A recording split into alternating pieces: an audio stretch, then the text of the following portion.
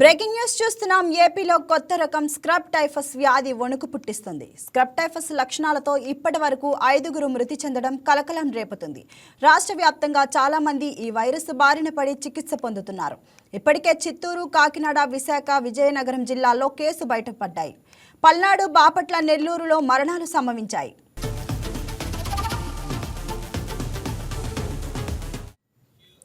రాష్ట్రంలో scrub typhus కేసులు గత కొన్నేళ్లుగా వెలుగు చూస్తున్నా ఈసారి వరుస మరణాలు వణుకు పుట్టిస్తున్నాయి.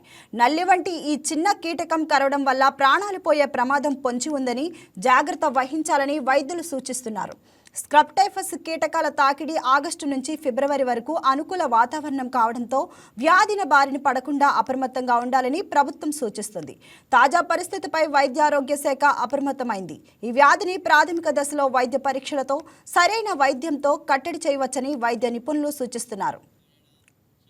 శరీరంపై ఏదో కుడితే అది దోమో లేక చీమో అని తేలిగ్గా తీసుకోవద్దు.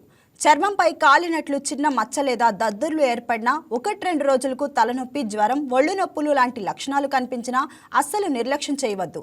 అది స్క్రబ్ టైఫస్ కావచ్చు. కొంతమంది వైద్యులను సంప్రదించకుండానే ఏవేవో మాత్రలను వాడి కాలయాపన చేసి చివరకు ప్రాణాల మీదకు తెచ్చుకుంటున్నారు.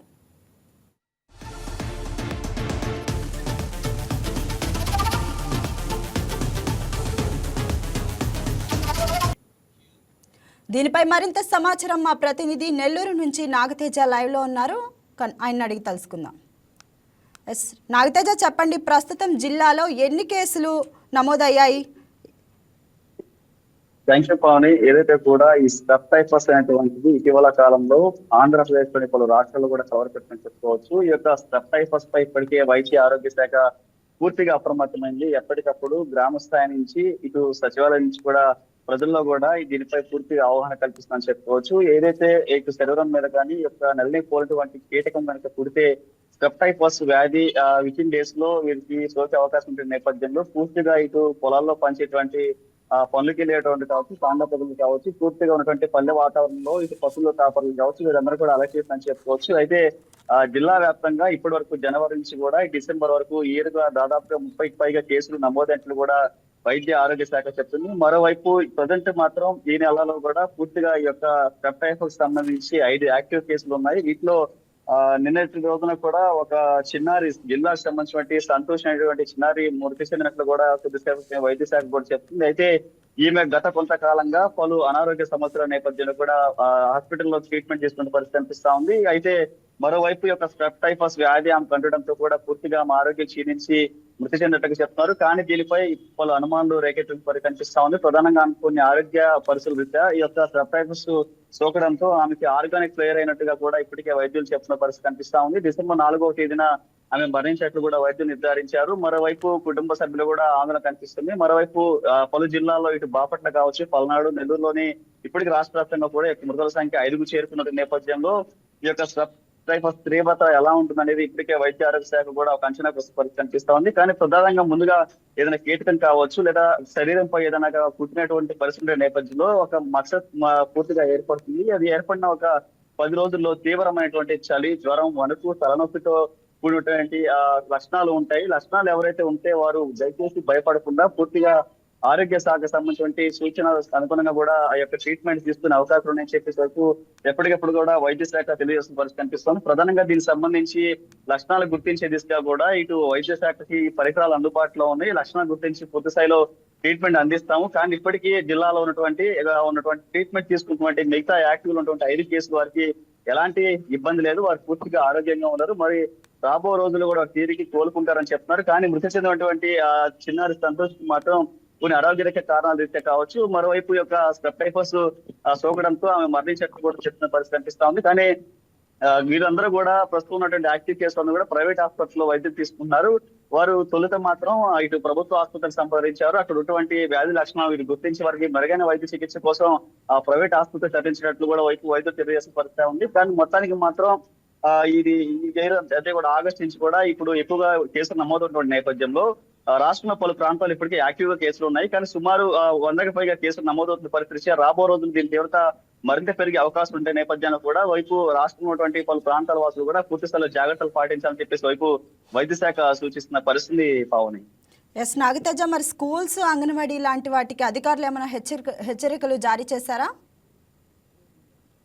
ఆశా వర్కర్స్ స్థాయి నుంచి కూడా ఇటువైపు అంగన్వాడీ స్కూల్, ముఖ్యంగా గ్రామ ప్రాంతంలో ఉన్నటువంటి ఏదైనా జంతువుకు కూడా ఈ కీటకం ఉండే అవకాశం ఉంది. ఎందుకంటే కొన్ని ఏళ్ల క్రితం నుంచే ఈ వ్యాధి ఉన్నటువంటి రూపాన్ని కూడా ఇటు వైద్యులు చెప్తున్నారు. ఇది కొత్తగా వచ్చిందేం కాదు, కొన్ని ఏళ్లుగా ఎప్పుడు ఆనవాయితీగా ఉన్నటువంటి వ్యాధి. కానీ దీని ఇటీవల కాలంలో అర్బన్ ఏరియాలో కూడా రావడంతో కొంత భయభ్రాంతులు గురే అవకాశం ఉంది. కాబట్టి దీనికి ఎవరు కూడా భయపడాల్సిన అవసరం లేదు. పూర్తి స్థాయిలో చిన్నారులపై కానీ ఏదైనా కీటకం కానీ, లేదా ఇటు ఆడుకునేటువంటి పిల్లలు కావచ్చు, పొలాలకు వెళ్ళేటువంటి మహిళలు, అదేవిధంగా ఆ పొలాల గట్టులో పనిచేసేటువంటి వారు కావచ్చు, ఏదైనా ఆ అటవీ ప్రాంతాల్లో ప్రయాణించేటువంటి వారు కూడా పూర్తి స్థాయిలో ఏదైనా కీటకం కుడితే తొలుత దాన్ని గుర్తించి ఏదైనా వారికి ప్రమాద స్థాయి కనుక భయపడకుండా, ఎలాంటి బయట మాత్రలు కూడా వాడకుండా పూర్తిగా సంబంధిత ఆరోగ్య శాఖని కన్సల్ట్ అవ్వాలి. కన్సల్ట్ అయితే ఆ వ్యాధికి సంబంధించిన లక్షణాలు ఉన్నాయా లేదా అనేటువంటిది పూర్తి స్థాయిలో అనుమానితులుగా కనుక ఉన్నట్టయితే కనుక దాని పూర్తి స్థాయిలో లక్షణాలు గుర్తించి దానికి సంబంధిత ట్రీట్మెంట్ ఇచ్చే దిశగా మేము ముందుకెళ్తున్నాం. కాబట్టి ఎవరైనా సరే ఈ యొక్క వ్యాధి కూడా మరొకటి చెప్పారు, ఈ వ్యాధి కూడా ఒకరించి ఒకరికి సోకేటువంటిది కాదు. కాబట్టి ఈ విషయంలో కూడా ఎవరు భయపడాల్సిన అవసరం లేదు. కానీ చలి తీవ్రత కానీ, లేదా జ్వరం కానీ, తలనొప్పి ఇలాంటి సింటమ్స్ కనుక ఎవరంటే పూర్తిగా అప్రమత్తమై వెంటనే కుటుంబ సభ్యులతో షేర్ చేసుకోవడం, లేదా ఉన్నత స్థానికంగా ఉన్నటువంటి ఏదైనా ఆరోగ్య శాఖ కావచ్చు, వైద్యశాలకు వెళ్ళి దానికి సంబంధించిన లక్షణాలు చెప్తే సంబంధిత డాక్టర్లు కూడా దాని తీవ్రత ఏ విధంగా ఉంది, నిజంగా స్ట్రెప్ టైఫసా కాదని అంశాలపై పూర్తి స్థాయిలో లక్షణాలు గుర్తించి పూర్తి స్థాయిలో కూడా ఆరోగ్య శాఖ కూడా దీనికి మెడిసిన్ కూడా అందుబాటులో ఉంది. కాబట్టి ఎవరు కూడా ఎలాంటి భయప్రాంతాలు కూడా అవ్వకుండా వైద్యులు కూడా సంప్రదించాలని చెప్పి చెప్తున్నారు. కానీ ఇప్పటి వరకు కూడా జిల్లాలో పలు ప్రాంతాల్లో పూర్తిగా వైద్య ఆరోగ్య శాఖ జిల్లా వ్యాప్తంగా ఉన్నటువంటి ఇటు అంగన్వాడీ స్కూల్ తరహా నుంచి ఆశా వర్గం కూడా పూర్తిలో గ్రామాల్లో పర్యటిస్తున్నారు. ఎప్పటికప్పుడు దీనిపై కొన్ని అవగాహన కార్యక్రమాలు గ్రామాల్లో ఉన్నటువంటి పంచాయతీ సెక్రటరీల ఆధ్వర్యంలో కూడా కొన్ని ఈవెంట్స్ నిర్వహించి ఆ ఈవెంట్స్ లో కూడా ఇప్పటికే వస్తున్నటువంటి మంచు చలిగాలి లోపల వచ్చినటువంటి జ్వరాలు కావచ్చు, మరోవైపు యొక్క స్ట్రెస్ టైఫస్ కూడా పబ్లిక్ కి అవగాహన కనిపిస్తుంది. బాగుంది. సో భవిష్యత్తులో ఈ కేసులు తగ్గే ఛాన్స్ ఉంది అని వైద్య అధికారులు ఏమన్నా చెప్తున్నారా? ఖచ్చితంగా. ఎందుకంటే కూడా ఇటీవల కాలంలో ప్రతి ఒక్కరు కూడా కొంతవరకు మనం చూస్తూనే ఉన్నాం, చలి తీవ్రత రాష్ట్ర వ్యాప్తంగా పొగ మంచు రూపంలో ఎక్కువగా ఉంది. మరోవైపు ఇటు గర్భిణీ స్త్రీలు కావచ్చు, మరొక వృద్ధులు, తాజాగా చిన్నారులు కూడా ఈ యొక్క చలి తీవ్రత ఎక్కువగా ఉన్న నేపథ్యంలో జలుబు, దగ్గు వంటివి లక్షణాలు ఎక్కువగా బయటపడుతుంది కనిపిస్తోంది. కానీ ఈ యొక్క స్ట్రెప్ టైఫస్ అనేటువంటిది కొంత ఆందోళన కలిగించిన అంశం అని చెప్పుకోవచ్చు.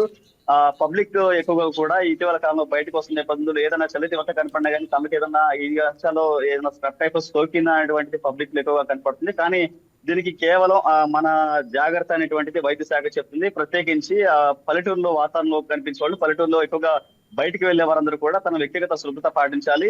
తమకు ఏదైనా చుట్టుపక్కల వాతావరణం అనుగుణంగా నడుచుకోవాలి. కాబట్టి ఈ ఆగస్టు నుంచి కూడా రాబో రోజుల్లో కేసులు మరింత పెరిగే అవకాశం ఉంది. కానీ ఇది ఒకరి నుంచి ఒకరు సోకేది కాదు. కానీ వ్యక్తిగత శుభ్రత కావచ్చు, ప్రత్యేకించి పొలాల పనులు చేసే వాళ్ళు కావచ్చు, ఈ మత్స్యకారులు కావచ్చు, మరోవైపు ఇటు ఉన్నటువంటి పశువుల కాపలు కావచ్చు, పశువులు తీసుకునే వారందరూ కూడా పూర్తిగా ఉండాలి, అవగాహన చైతన్యం కలిగించుకోవాలి. మరోవైపు చిన్నారులు కూడా ఆటల్లో ఆడుకునే సమయం కావచ్చు, చెట్ల వద్ద కానీ ఇట్లాంటి గ్రౌండ్ లో కూడా ఎక్కువ ఆడే క్రమంలో కూడా కీటకం అక్కడ ఉంటుంది. కాబట్టి చిట్టే అవకాశం ఉన్నాయి. కాబట్టి వ్యక్తిగత జాగ్రత్తలు పాటిస్తూ ముందుకెళ్ళాలి. కానీ రాబో రోజులు కనుక ఈ కేసులు పెరిగినా సరే వైద్య ఆరోగ్య శాఖ సిద్ధంగా ఉందని చెప్పుకోవచ్చు. ఈ యొక్క లక్షణాలను గుర్తించి పూర్తి స్థాయిలో వైద్యం అందించేందుకు వైద్య శాఖ ఎప్పుడు కూడా అలర్ట్ అయిందని చెప్పుకోవచ్చు. పావన్.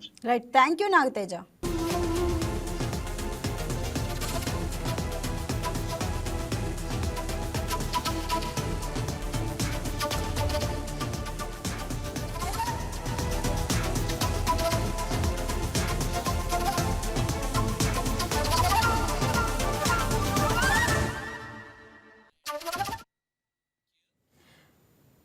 స్క్రబ్ టైఫస్ సంబంధించి మరిన్ని విషయాలు మా ప్రతినిధి పల్నాడు నుంచి శ్రీను అందిస్తారు.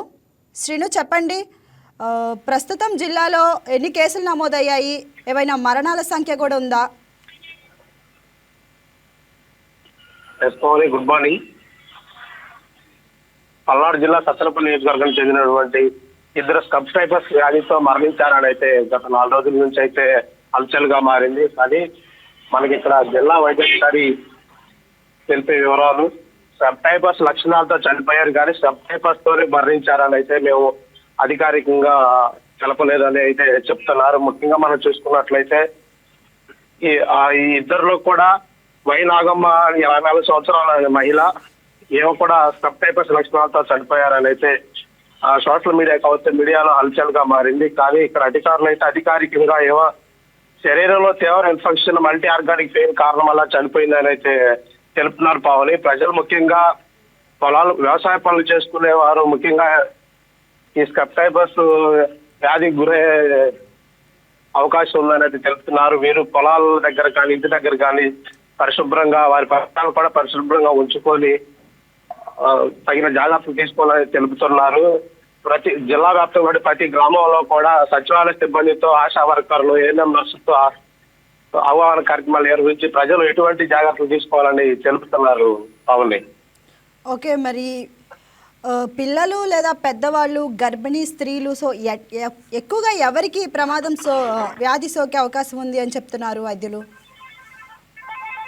ఎస్ పవన్, ఎక్కువగా పొలం పనులకు వెళ్లే వాళ్ళు, ఆ అడవుల్లో ఏదైనా పని మీద వెళ్లే వాళ్ళకి ఈ స్ట్రెప్ టైఫస్ వ్యాధి అనేది సోకే అవకాశం ఉందని అయితే తెలుపుతున్నారు. ఇంటి దగ్గర ఉండే గృహిణీలు కావచ్చు, లేకపోతే చిన్నపిల్లల అంగన్వాడీ కేంద్రాలు కావచ్చు, వారి వ్యక్తిగత పరిశుభ్రత ఖచ్చితంగా పాటించాలని తెలుపుతున్నారు.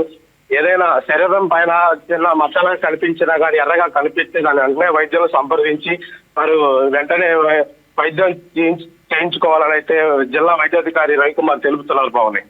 గ్రామాల్లో అవగాహన కార్యక్రమాలు లాంటి ఏమన్నా అధికారులు జరుపుతున్నారా? ఎస్ పవన్, గ్రామ సచివాలయ సిబ్బంది, ఏఎన్ఎం నర్సు, ఆశా వర్కర్లు, మండల సంబంధించినటువంటి వైద్యాధికారి అందరూ కలిసి ప్రతి గ్రామంలో కూడా ఈ స్ట్రెప్ టైఫస్ వ్యాధి ఎవరు కూడా భయపడాల్సిన అవసరం లేదు. మీ వ్యక్తిగత పరిశుభ్రత పాటించడం, పొలాలకు వెళ్లే సమయంలో కూడా మీరు మీ శరీర పైన ఏదైనా పురుగు లాంటివి వాళ్ళకుండా చూసుకోవాలని అయితే ఈ అవగాహన కార్యక్రమాల్లో తెలుపుతున్నారు. Pavan. Okay, thank you Srinu.